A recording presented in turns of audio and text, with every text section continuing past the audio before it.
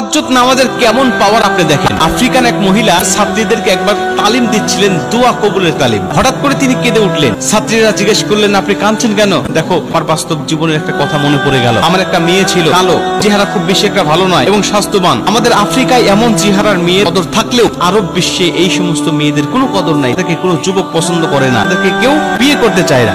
আমার মেয়ে মাঝে মাঝে বলতো, আমি আফ্রিকান কোন ছেলেকে বিয়ে করব না, আমাকে যিনি বিয়ে করবে সে হলো আরব বিশ্বের সুদর্শন নীল চক্ষু বিশিষ্ট কোন যুবক। আমরা এই কথা শুনে হাসতাম, এটা পাগলামি ছাড়া কিছু নয়। আমি দেখলাম আমার মেয়ে মাঝে মাঝে এই কথাগুলো বলতো। হঠাৎ করে আরব বিশ্ব থেকে একটা প্রস্তাব আসলো, আমার মেয়ে রাজি হলো না, প্রত্যাখ্যান করে দিল। কারণ ওই পাত্র ছিল বয়স্ক এবং তার আগেও 3টা স্ত্রী ছিল। এজন্য আমার মেয়ে পছন্দ করলেন না। বললেন যে আমার জন্য যিনি অপেক্ষা করছে, আল্লাহ আমার জন্য যাকে বাজেট করেছে, সে হবে যুবক বয়সের, নীল চক্ষু বিশিষ্ট, সে হবে খুবই সুদর্শন। তার এই কথা শুনে আমরা রাগান্বিত হলাম। বললাম, এত সুন্দর প্রস্তাব কেন তুমি ফিরিয়ে দিলে? তোমার চেহারা কি কখনো তুমি নিজের চোখে দেখেছো? কটু কথা বলে তাকে মানসিক ভাবে আমরা আঘাত করা শুরু করে দিলাম। হঠাৎ করে আমরা তার উপর রাগান্বিত হলাম, তার শারীরিক ভাবে প্রহার করা শুরু করলাম। আমার মেয়ে তখন আমাদেরকে বলল যে তোমরা আমাকে আর মাত্র 7 দিন সময় দাও। এই 7 দিনের মধ্যেই আমি তোমার বাড়ি থেকে চলে যাব সেই আরব বিশ্বের যুবকের কাছে। এই আরব বিশ্বের যুবক আমাকে তোমার বাড়ি থেকে নিয়ে যাবে, যিনি সুদর্শন নীল চক্ষু বিশিষ্ট যুবক, সে আমাকে তোমার বাড়ি থেকে নিয়ে যাবে। 7 দিন পর্যন্ত সময় দাও। মহিলা কাঁদতেছেন আর বলতেছেন, এই 7 দিন আমার মেয়ে সারা রাত জেগে জেগে তাহাজ্জুদ নামাজ পড়তে লাগলেন,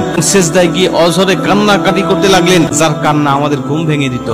এই 7 দিনের মধ্যেই আরব বিশ্ব থেকে যুবকের প্রস্তাব আসলো। যুবক সুন্দর, দেখতে সুন্দর, নীল চক্ষু বিশিষ্ট। আমরা অবাক হয়ে গিয়েছিলাম। আরবের অধিকাংশ যুবকেরা হয় খয়েরি চক্ষু বিশিষ্ট, কিন্তু এই যুবক নীল চক্ষু বিশিষ্ট। আমার মেয়ে যেমনটা বর্ণনা করেছিলেন ইতিপূর্বে আমাদের মাঝে, ঠিক তেমনই তার চেহারা। আমার মেয়ের বিবাহ প্রস্তাব দিল, রাজি হলাম এবং বিবাহ বন্ধনে আবদ্ধ করে দিলাম। আমার মেয়েকে নিয়ে চলে যাবে। আমার মেয়েকে জিজ্ঞাসা করলাম, মা, তুমি কিভাবে আল্লাহর কাছে দোয়া করেছিলে বলো? কিভাবে দোয়া করার কারণে আল্লাহ তোমার দোয়াটা কবুল করে নিয়েছে বলো? আমরাও ঠিক সেভাবে আল্লাহর কাছে দোয়া করে জীবনে যা যা কিছু দরকার সেগুলো আল্লাহর কাছ থেকে চেয়ে নেব। মেয়েটি বললেন, না, আমি উঠতে বসতে সর্বসময় আল্লাহ পাকের কাছে ইস্তেগফার পাঠ করতাম। আমার জীবনের গুনাহের জন্য, ছোটখাটো ভুল ত্রুটির জন্য আমি ইস্তেগফার পাঠ করতাম আর রাত্রি জাগরণ করে তাহাজ্জুদ নামাজ পড়তাম। আমি আল্লাহর জন্য কিছু সময় নির্ধারণ করে রেখেছিলাম, এই সময়টা শুধু আল্লাহকে দেব, অন্য কোনো মানুষকে দিব না। আমি ঘুমেও থাকবো না, নিজেকেও দেব না, আমি শুধুমাত্র আল্লাহকে সময়টুকু দেব। এইটুকু সময়ের মধ্যে আমি আল্লাহ পাকের কাছে ইবাদত করেছি, বন্দেগী করেছি, যা চাবার দরকার আল্লাহর কাছ থেকে চেয়ে নিয়েছি। আমার বিশ্বাস ছিল, তাওয়াক্কুল ছিল, ইয়াকিন ছিল যে আল্লাহ অবশ্যই আমার দোয়াটা কবুল করবে।